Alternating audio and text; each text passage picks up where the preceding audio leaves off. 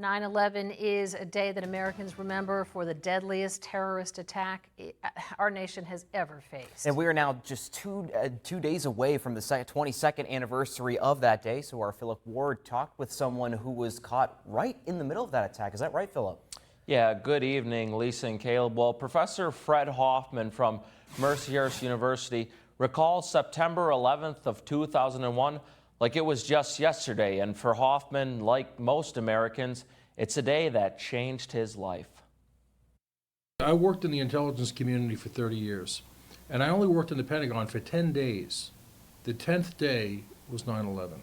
On September 11th of 2001, Professor Fred Hoffman recalls being inside the Pentagon when it was hit by American Airlines Flight 77. The thing is, really solid building. You know, there's like 20,000 people working in it, plus visitors. So I felt this rumble, and it was a slow like this, right? From inside the Pentagon, he and his team were watching the news broadcast the attack in New York City. When the first plane hit, people were speculating it's a small aircraft. It just, it was an accident. And then the two aviators said, no, that's not an accident. It's restricted airspace. You don't, accidentally fly into the World Trade Center. And then when the second plane hit, then everybody knew.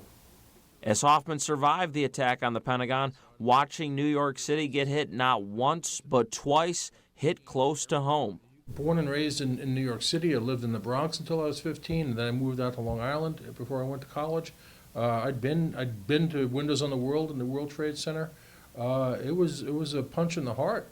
After the attacks, Hoffman was then deployed to Afghanistan to fight for his country, following in the footsteps of his father, who served in the Second World War. For that generation, it was 7th of December, 1941. That date, everybody knew where they were, what was going on, what happened.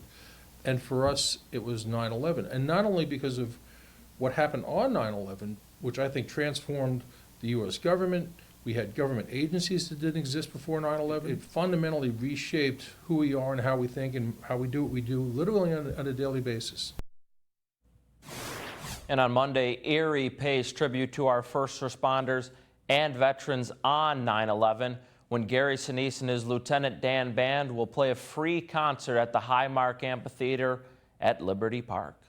Live in the studio, Philip Ward, Erie News Now.